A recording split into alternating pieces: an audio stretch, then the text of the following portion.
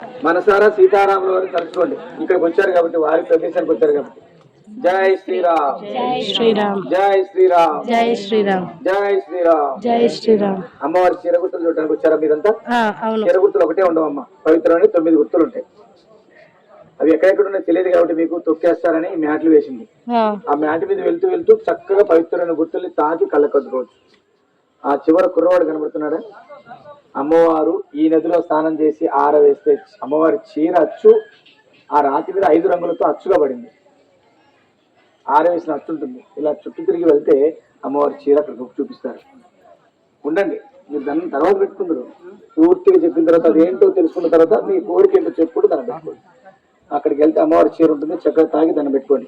ఇక్కడికి వస్తే ఇక్కడ పూజ చేసి కనబడుతుందా? అమ్మవారు స్వామివారు కాలక్షేపంగా ఆడుకునేవారట. మరి వారు ఆడుకున్నది ఏమంటే వామన గుంటలు అంటారు. మన గుంట పీటలు అంటే తెలుసమ్మా? చింతపిక్కలతో 2 వరుసలతో 7 గుంటలు చేసుకుని ఆడుకుంటారు. మన పూర్వీకులు ఆడేవారట. మనం ఇప్పుడు మన జనరేషన్ వారికి అర్థం కావాలంటే మన సెల్ ఫోన్ లో లూడో గేమ్ ఆడుతున్నాం. అలాంటిది. కాకపోతే అక్కడ 14 లేవు, 4 దర్శనిస్తుంది. ఎందుకంటే ఆ కాలంలోనే సీతారాముల వారి మీద ఒక మునీశ్వరుడు అనుమానం పడ్డాడట. వారు లేని సమయం చూసుకొని ఈ బండంతా ఇష్టాచారంగా తొక్కుకుంటూ తిరుగుకుంటూ వెళ్ళి అసలు నిజంగా సీతారాముల వారి ప్రాంతానికి వచ్చారా, ఇక్కడ తిరిగింది వారా, ఈ పవిత్ర గుర్తులు వారేనా అనే అనుమానంతో, అంటే మనకి తెలియపరచడానికే వాటిని పగలగొట్టగా అక్కడికక్కడే శాపగ్రస్తుడిగా బంధించారట. అయ్యో. అందుకనే ఇక్కడ ఎంతటి సత్యం ఉందని తెలుసుకోవడానికి. అందుకని ఇక్కడికి వచ్చిన వారి భక్తులందరికీ ప్రతి ఒక్కరికి చెప్పే మనమే ఏంటంటే, ఇక్కడ ఉన్నంతసేపు వారిని స్మరించుకుంటూ సీతారాముల వారిని స్మరించుకుంటూ వారి పవిత్రమైన గుర్తుల్ని తాకి దండ పెట్టుకుని వెళ్ళమని చెప్తాం. ఇక్కడ ఈ నల్లడి గీత కనబడుతుందా? పట్టి ఆకారంలో కనబడుతుంది కదా. శ్రీరామచంద్రమూర్తి వారు నడుముకు చుట్టుకొని భుజానికి వేసుకున్నటువంటి ఉత్తరీయం పైపంచ పైకండు అంటారు. ఈ రాతికి ఆ చివరి నుంచి మొదలు పెడితే ఆ చివరి దాకా ఉంటుంది. 40 గజాలు ఉంటుంది. మీరు వెళ్ళేటప్పుడు ఆ చివరికి వెళ్ళాక చక్కగా తాకి దండం పెట్టుకోవచ్చు. మరి ఈ అడవిలో తిరిగే శూర్పణఖ రాక్షస ముక్కు చివరికి వచ్చిన ప్రదేశం, ఆ చెట్ల మధ్యలో జెండాలు కనబడుతున్నాయి. భక్తులు కనబడుతున్నారు మీకు. అక్కడ తన రాక్షస రూపాన్ని మానవ రూపంలోకి మార్చుకొని స్వామివారు వెంటబడుతుంటే లక్ష్మణ స్వామివారికి కోపం వచ్చి ముక్కు చెవులు విబట్టే కదా రావణాసుడు వచ్చి అమ్మవారిని తీసుకెళ్ళింది. సీతారాముల వారికి సమస్యలు మొదలైందంటే ఈ దండకరణ్యంలో ఆ రాక్షస వల్లే. అందుకని ఆ ప్రాంతానికి వెళ్ళిన వారు ఎడమ చేత్తో 3 రాళ్ళు తీసుకొని కొడతారు. ఆ 3 రాళ్ళు తీసుకొని ఎందుకు కొడతారంటే, సీత రామ లక్ష్మణ వారికి వచ్చిన కష్టాలు మాకు మా పిల్లలకి రాకూడదని ఒక్కొక్క రాయితో ఆ రాక్షసులు పుట్టి వెళ్తారు. అక్కడ ఒక పెద్ద ఆయన ఉంటాడు, ఆయన చెప్పినట్టుగా ఎలా కొట్టాలో ఆయన చెప్తాడు, వినండి. మీరు అక్కడికి వెళ్ళాలంటే కింద నుంచి వెళ్ళి ఆ పాక నుంచి వెళ్తారు. మరి ఇంతకు మీరు అందరూ పనసాలు వెళ్ళారా, నేరుగా ఇటే వచ్చారా? ఇక్కడికి వచ్చాం. కొంతమంది వెళ్ళిన వారు ఉన్నారు, కొంతమంది డైరెక్ట్గా ఇటే వచ్చినారు. సీతారాముల వారి వనవాస కాలం 14 సంవత్సరాలు. ఆ వనవాస కాలంలో అయోధ్య నుంచి వస్తూ 11 సంవత్సరాలు పూర్తి చేసుకుని చివరి 3 సంవత్సరాలే గోదావరి తీరాన పర్ణశాల కట్టుకుని నివాసం ఉన్నారు. మరి అంతటి పుణ్యనదిని పర్ణశాల విడిచిపెట్టి ఈ ప్రదేశానికి రావడానికి కారణం ఏంటో తెలుసా? అమ్మవారు నెలకు 25 రోజులు పవిత్రమైన గోదావరి నదిలో స్నానం చేస్తే 5 రోజుల స్నానానికి అడవికి వచ్చేవారు. అర్థమైందా? అమ్మవారు ఆ సందర్భంలో ఉన్నప్పుడు పుణ్యనదిలో స్నానం చేయకూడదమ్మా. ఎందుకంటే శ్రీరామచంద్రమూర్తి వారు అప్పుడు స్వయంభూ శివయ్యని గోదావరి నదితో అభిషేకం చేసేవారట. అక్కడ శివాలయం ఉంటుంది, స్వామివారు పూజించిన శివాలయం ఉంటుంది. మీరు వెళ్ళారు పనసాలు చూసారుగా శివాలయం?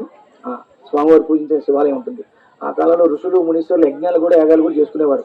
వారికి భంగం కలగకూడదని, ఆ నది అప్రమితం కాకూడదని శ్రీరామచంద్రమూర్తిని ఎండబెట్టుకుని అమ్మవారి ఆ 5 రోజుల స్థానానికి ఎడుకు వచ్చారు. మరి ఇక్కడికి వచ్చినప్పుడు మనం చూస్తున్న ఈ రాతి బండ తప్పించి ఇక్కడెక్కడ కూడా చుక్క నీరు లేదట. మనం కళ్ళ ముందు ప్రవహిస్తున్న ఈ నది అమ్మవారి కోసం పుట్టింది. ఇది ఎక్కడి నుంచి వస్తుంది, ఇది ఎవరు తెప్పించారనేది చివరిలో చెప్తాను. ఈ నదిలో అమ్మవారు స్నానం చేసి, నాగేంద్ర అక్కడ గేట్ కాడికి వెళ్ళి అమ్మవారు ఈ నదిలో స్నానం చేసి, అమ్మ అక్కడే ఉండండి అమ్మ, ఈ నదిలో అమ్మవారు స్నానం చేసి, మరి ఈ నదిలో అమ్మవారు స్నానం చేస్తుంటే ఆ స్వామివారు అక్కడ కూర్చొని కాపలా వేసేవారు. అది స్వామివారు కూర్చున్న సింహాసనం. కింద స్వామివారి పాదాలు ఉంటాయి. మీరు కిందకి వెళ్ళి చక్కగా ఆ స్వామివారి పాదాలను మరి అమ్మవారు 5 రోజులు ఈ నదిలో స్నానం ఆచరించిన తర్వాత యథావిధిగా పర్ణశాల వెళ్ళాలి. మరి వెళ్ళాలంటే అమ్మవారికి ఏం కావాలి, ఏం తీసుకుని వెళ్ళారు? ఏం కావాలమ్మా? పసుపు కాదు, పుణ్యస్త్రీకి కావాల్సింది అదే 5వ తరం. మన భారతదేశంలో పవిత్రతగా మన హిందూ ధర్మాన్ని కాపాడేది ఏంటంటే 5వ తరాన్ని కాపాడేది పసుపు కుంకుమ. మరి ప్రతి ఒక్కరికి ఇందుకు నుదుట బొట్టు కావాలంటే పసుపు ఉండాలి. మరి అమ్మవారు ఇక్కడ మరి మనకంటే ఇప్పుడు కొట్లలో దొరుకుతున్నాయి, బజార్లో దొరుకుతున్నాయి. మరి అమ్మవారు స్వామివారి అడిగికి వచ్చినప్పుడు మొదటిగా స్నానం చేయడానికి ఇక్కడ వచ్చినప్పుడు ఇక్కడ చుట్టుపక్కల ఎక్కడ కూడా చుక్క నీరు లేదట, పసుపు ఉంగలు లేవట. ఎటు చూసిన పెద్ద అడవి తప్పించి మరి అమ్మవారి సమస్యని లక్ష్మణ స్వామి వారు గ్రహించి మరి ఆ 14 సంవత్సరాలు కూడా సీతారాముల వారికి సహాయపడ్డారు అంటే లక్ష్మణ స్వామి వారు ఒక్కరే. ఏ సమస్యకైనా సరే వారు ముందుండి వారికి నెరవేర్చేవారు ఆయన ఒక్కరే. అంతటి అమ్మవారికి ఈ ఆపద ఉంది కాబట్టి ఈ అడవంతా జల్లెడ పెట్టినా ఎక్కడ కూడా చుక్క నీరు లేదట. 9 కిలోమీటర్ల దూరంలో ఒక 70 అడుగుల రాతి కొండ కనబడుతుందట. ఆ కొండకే సీతారాముల వారి మనసులో తెలుసుకుని బాణం సంధించారు. అందరూ కూడా తూర్పు వైపు తిరిగి ఒకసారి గట్టిగా చెప్పండి, జై శ్రీరామ్, జై శ్రీరామ్. అలా మనసులో తలుచుకుని బాణం వదలగా ఆ బాణం వేగానికి ఆ కొండ అడ్డంగా పగిలి ఆ కొండ నుంచే పసుపు కుంకాలతో పుట్టిన పవిత్రమైన నజం అయింది. అమ్మవారి మొదటిగా స్నానం చేశారు కాబట్టి ఆ అమ్మవారి స్పర్శ వల్లనే 365 రోజులు ఆగకుండా నిత్యం ప్రవహిస్తూనే ఉంటుంది. సీతమ్మ వాగు అని పేరు పెట్టి పిలిచే పవిత్రమైన నది ఇదే. ఈ నదిలో అమ్మవారు 5 రోజులు స్నానం పూర్తయిన తర్వాత 6వ రోజున ఆ కొండ నుంచి రాయిని తీసుకొచ్చి అమ్మవారికి ఇస్తే ఆ రాళ్ళని రంగరించుకొని బొట్టుగా వస్తే పసుపు కుంకాలుగా పూజ చేసుకొని బొట్టు పెట్టుకొని ఆ స్వామివారి వెంట పెట్టుకొని ఆ పసుపు కుంకుమ రాళ్ళని పనసాలు తీసుకుని వెళ్ళేవారు. పర్ణశాల అంటేనే పసుపు కుంకుమ రాళ్ళు. రాయి నుంచి పసుపు రాటం కుంకుమ రాటం ఎక్కడైనా చూసారా? ప్రపంచ పుణ్యక్షేత్రాలు తిరిగి వచ్చారు కదా, ఇక్కడ చూసారా, విన్నారా? అదంతా ఎందుకు మీరందరూ ఇక్కడ రావడానికి కారణం మీరు అనుకుంటున్నారా?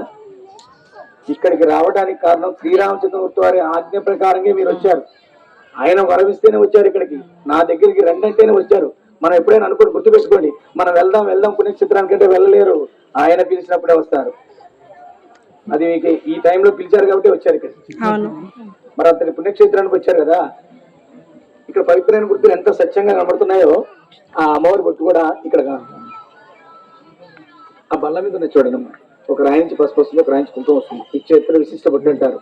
వాటిని దేవస్థానం వారు ఇస్తారు. వాటిని ఇంటికి తీసుకెళ్లి రంగరించుకున్న బొట్టు వస్తుంది, వాటిని పొడి చేసుకున్న పొడవుతుంది. పసుపులో కుంకాలు కలుపుకోండి. రేపటి రోజున మొదటిగా ఇంటికి పోగానే మీ కులదైవానికి అంటే మీ ఇష్టదైవం ఉంటుంది కదా, ఆ దైవానికి బొట్టు పెట్టుకోండి. వారిని తలుచుకొని కదా బయటకు వచ్చేది మనం. ఆ అమ్మవారి బొట్టు పెట్టుకోండి. రేపటి రోజున ఏదైనా శుభకార్యాలు కానీ ఏదైనా మంచి పనులు కానీ మొదలు పెట్టేటప్పుడు ఆ అమ్మవారిని తలుచుకొని ఆ బొట్టు పెట్టుకుని గడప దాకా వెళ్ళిన రోజున ఎటువంటి ఆపద రాకుండా మంచి జరుగుతుంది అనేది ఇక్కడ వారి నమ్మకం. ఆ అమ్మవారి దయ వల్ల ఆ బొట్టు వల్ల ఈ క్షేత్ర విశిష్ట బొట్టు అంటారు. అది అప్పుడు ఇస్తారు, తీసుకోండి. మరి అమ్మవారి స్వామివారు 5 రోజులు ఏడులో ఉన్నప్పుడు వారికి ఆకలి వేస్తే లక్ష్మణ స్వామివారి ఏడువంతా తిరిగి పళ్ళు పలారాలు పూలన్నీ తీసుకొచ్చేవారు. మరి వారు భోంచేయడానికి పల్లెల పాత్ర లాంటివి ఏం లేవటమ్మా, ఇగో ఈ రాయిని పల్లెంగి చేసుకొని అందులో పెట్టుకొని అమ్మవారి స్వామివారు కలిసి భోంచేసేవారట. ఇది సీతారాములు వారు తిన్నటువంటి పవిత్రమైన రాతి పల్లెం. చక్కగా మీరు ఒక లైన్ లో వస్తూ ఆ రామనామాన్ని ఆ రాతి పల్లెన్ని మనసారా తాకండి, దండం పెట్టుకొని బొట్టు పెట్టుకోండి. మీరు వేసే కానుకలు కానీ కుక్కలు కానీ ఉంటే అందులో విసరకుండా నిదానం వదులుకొని నేను చూపించిన మార్గంలో ప్రతి గుర్తుని తాకేటప్పుడు స్వామివారిని అమ్మవారిని చక్కగా తలుచుకొని దండం పెట్టుకొని వెళ్ళండి. అప్పుడే మీకు ఈ క్షేత్రానికి వచ్చిన ఫలితం దొరుకుతుంది. జై శ్రీరామ్. జై శ్రీరామ్.